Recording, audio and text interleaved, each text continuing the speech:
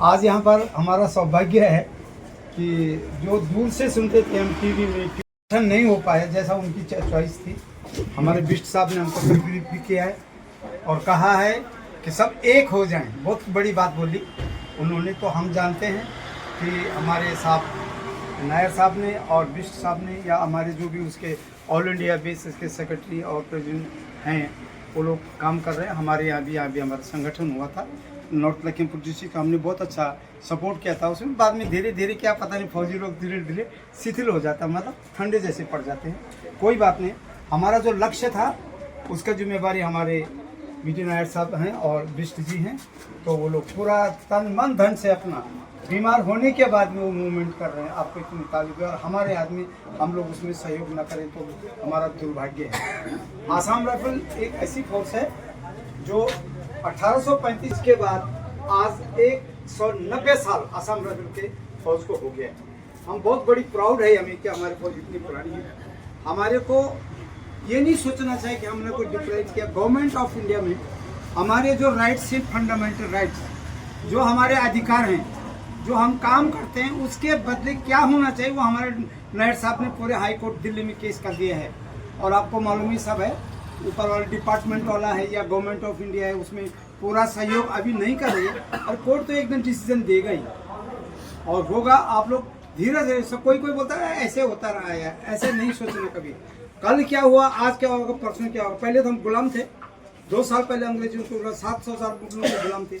अभी तो नहीं है ना, अभी तो आज़ाद 1947 के बाद हमारा इतिहास ही बदल गया, हमारा संविधान लागू हो गया। तो हमारे बीटी नायर साहब एक एडवोकेट हैं, वरिष्ठ हैं, वो इस चीज़ को जानते हैं, जिस तरह से वो उसको लागू करना चाहते हैं। तो हमें अपनी फोर्स के लिए, भारत माता हमारी है तो आसाम राइफल माता भी है, उनके लिए भी बेनिफिट है।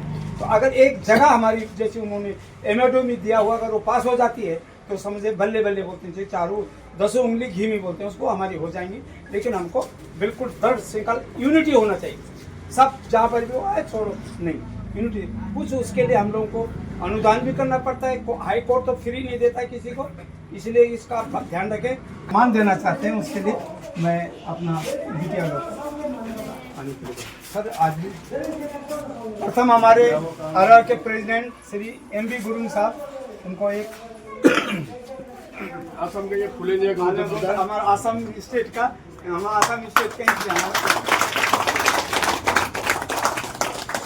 रिकॉर्डिंग में पड़ा उसके हमारे जनरल सेक्रेटरी साहब बिष्ट जी, पकड़ के रखो।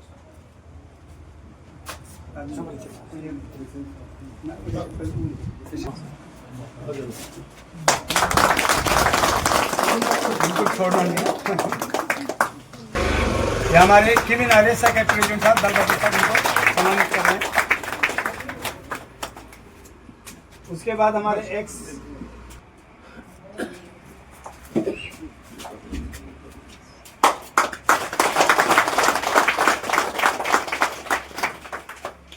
उसके बाद हमारे सीनियर मोस्ट ये एसोसिएशन के सोचों में शायद इधर का सबसे साथी दे देता हूँ।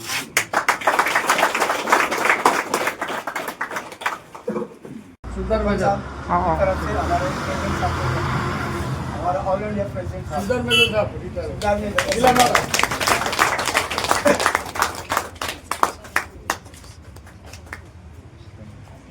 और मिसेस फुकन जी की, मिसेस SM साहब की मिसेस श्रीमती जी भी एक कम से हमको अर्पण करना चाहते हैं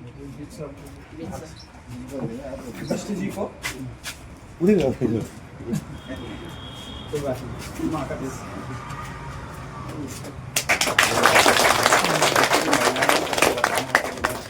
बताना है, आ जाओ हमारे साथ, समय आ गया है लड़ने का।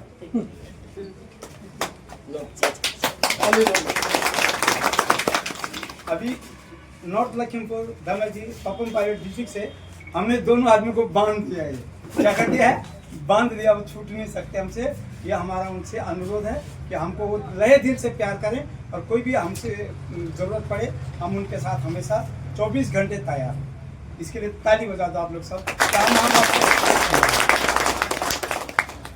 और मैं हमारा एक छोटा सा तोहफा साहब को दे रहा हूँ। हमारी छोटी सी कमी है जो उनको लेकर मैं कि आरेसा हमारा 23 नवंबर 1978 को इसका रेजिंग हुआ था। किसी कारणवश हमारे डिपार्टमेंट ने 1 अप्रैल 2021 में इसको डिलीट कर दिया, क्लोज कर दिया, हमारे रजिस्टर से हटा दिया और बोला आप लोगों का नहीं होगा। तो हम लोग उसमें कोई विरोध नहीं किया। तो साहब ने बोला कल के हमको बताया, हम डीजी साहब से बात करें कि जहाँ इतनी पॉपुलेशन है वहाँ नहीं दे रहे। 3 डिस्ट्रिक्ट जहाँ हैं, जहाँ 300 मेंबर्स, मतलब 300 से भी ज़्यादा मेंबर आते नहीं, हमारे पेंशन रिटायर होता है उसके बाद ये आते नहीं। तो अभी 500-600 भी हमारा मेंबर हो सकता है, आते नहीं अपने नाम दिखाने को। तो हम उसमें क्या कर सकते हैं। लेकिन जितने कम लगभग 300 मेंबर्स हैं, हम लिस्ट उनको प्रोड्यूस करेंगे, बाद में आज ही कल भेज देंगे। तो उनके लिए हमारा साहब भी वहाँ डीजी साहब से बात करेंगे, हमारे ऑफिस के लिए फिर दोबारा फंड्स देंगे। जो भी कार्यकर्ता हैं उनके लिए दिलाएंगे, नहीं भी दिलाएंगे तभी हम खुश हैं। बस हमारा उनका आशीर्वाद है, हम उनसे हमारा मिलाप रहता है। धन्यवाद।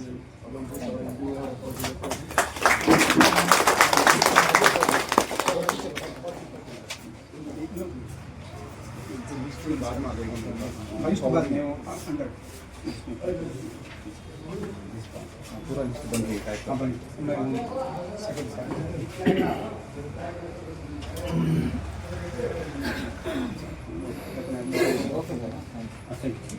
टाइम का कोई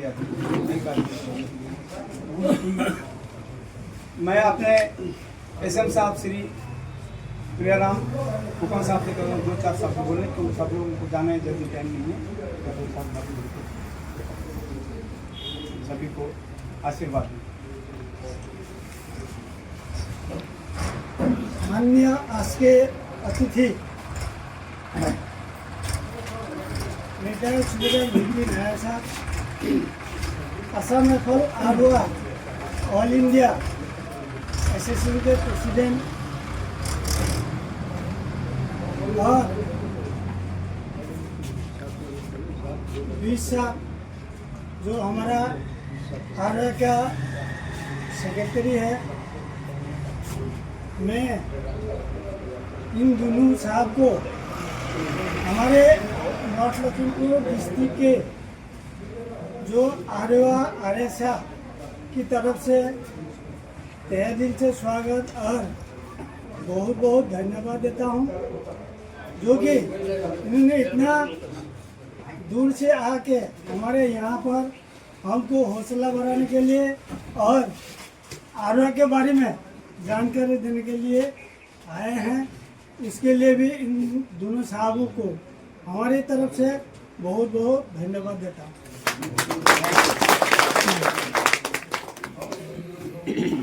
साहब लोग आए हैं इतनी दूर से, जो कि हमारे यहाँ पर क्या है क्या नहीं है और हम कितने तकलीफ से यहाँ पे बैठे हैं, क्या क्या हमारा कमी है उनको देखने के लिए है, ताकि साहब लोग जाके हमारे